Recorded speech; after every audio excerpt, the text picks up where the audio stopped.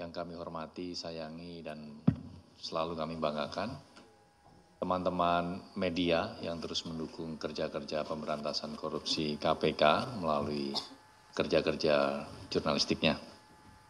Pada kesempatan kali ini kami ingin menyampaikan update pengembangan penyidikan terkait dengan perkara pembangunan dan pemeliharaan jalur kereta api di Kementerian Perhubungan. Adapun dalam update kali ini adalah penahanan terhadap salah satu tersangkanya. Namun pada kesempatan kali ini kami tidak menghadirkan tersangkanya karena penahanannya sudah dilakukan sejak hari kemarin.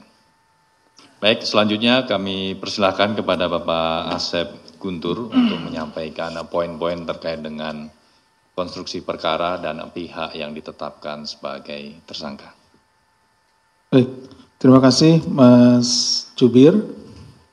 Bismillahirrahmanirrahim. Assalamualaikum warahmatullahi wabarakatuh. Selamat sore dan salam sejahtera bagi kita sekalian. Yang saya hormati Mas Jubir, yang saya hormati, saya cintai dan saya banggakan rekan-rekan jurnalis yang setia membersamai kami dalam kerja-kerja penindakan tindak pidana korupsi. Pada sore hari ini, Selasa, tanggal 12 Agustus 2025, kami dari Kedeputian Penindakan Komisi Pemberantasan Korupsi akan menyampaikan update informasi terkait pengembangan perkara dugaan tindak pidana korupsi berupa suap penerimaan hadiah atau janji pembangunan dan pemeliharaan jalur kereta api di Balai Teknik Perkeretaapian Direktorat Jenderal Perkeretaapian BTP DJKA Jawa bagian tengah pada Kementerian Perhubungan Kemenhub tahun anggaran 2022 sampai dengan 2024. Ini merupakan rangkaian dari penanganan tindak pidana korupsi dalam pembangunan jalan kereta api yang rekan-rekan sekalian juga sudah ikuti. Ya, ini dari pertengahan tahun yang lalu atau sebelumnya dan terus kami lakukan upaya penegakan hukum sampai dengan saat ini dan masih ada yang masih berjalan beberapa sprindik yang lainnya. Dalam perkara yang bermula dari kegiatan tangkap tangan pada April 2023 sampai dengan November 2024, KPK telah menetapkan 14 tersangka dan juga 2 korporasi ya. Jadi selain tersangka orang, kami juga mentersangkakan badan hukum atau korporasi yaitu PT KAPM dan PT IPA.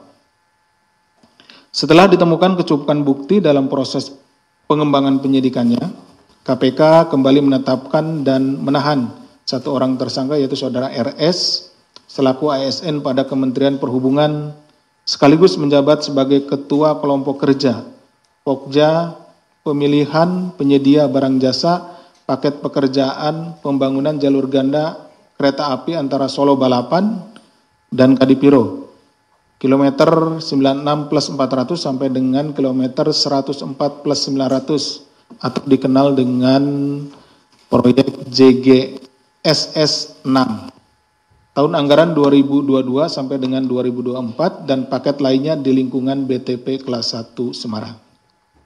Mungkin rekan-rekan bertanya, ini kenapa mulai dari tingkat dirjennya kemudian sampai kepada tingkat ketua kelompok kerja atau pokjanya. Ini kan rangkaian yang cukup panjang gitu ya.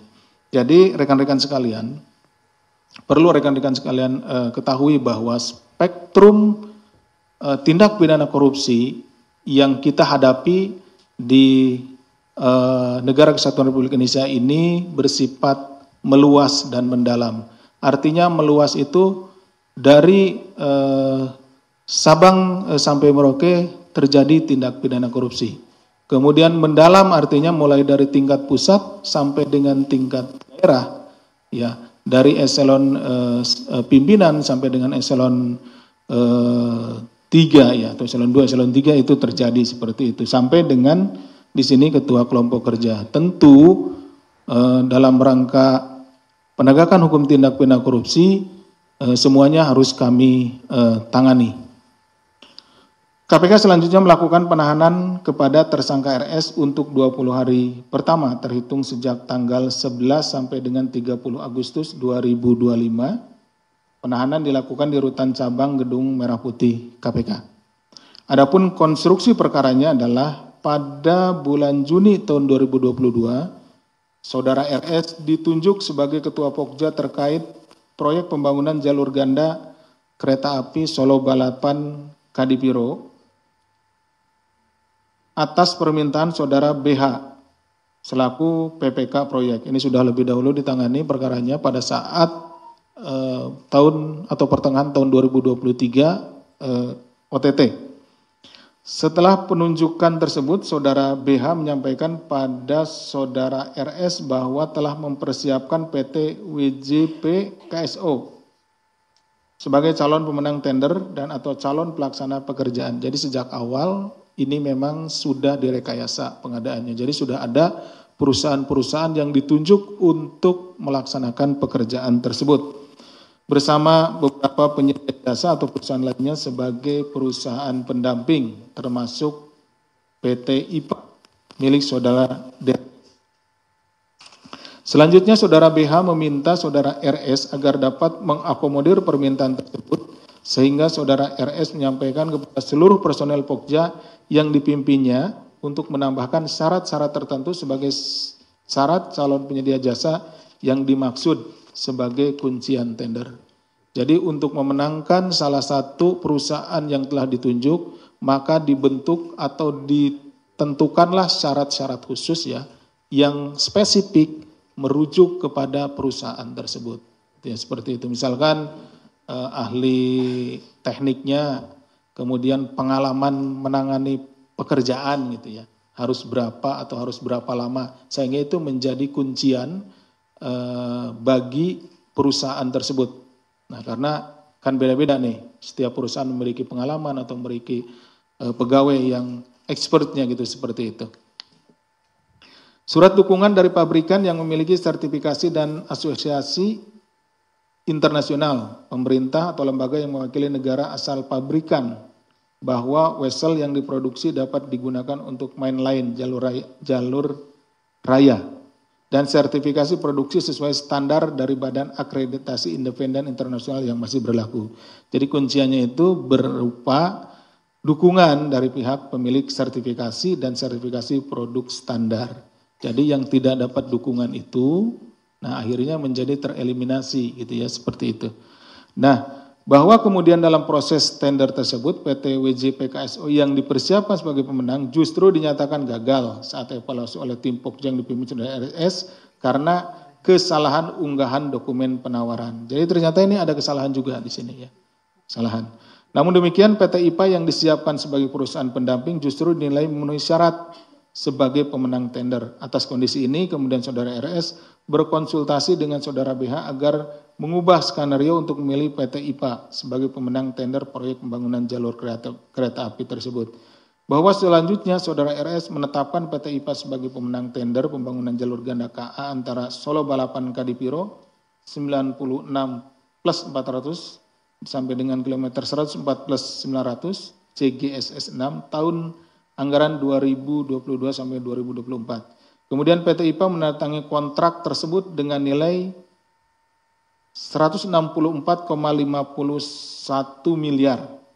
Dalam prosesnya PT IPA yang terpilih sebagai pemenang tender kemudian menanggung komitmen fee yang sebelumnya sudah disepakati oleh PT WJP KSO. Jadi tetap saja komitmen fee-nya yang di awal sudah dikomunikasikan atau disetujui antara pihak PT WJP KSO dengan para pihak tadi ya, dari Saudara BH maupun Saudara RS itu ditanggung oleh PT IPA sebagai pemenang. Jadi seharusnya kalau yang ini pendamping kemudian jadi menang, itu ya menang karena layak gitu ya. Tetapi tetap saja ternyata ada sejumlah uang yang harus dikeluarkan oleh PT IPA sebagai pemenang.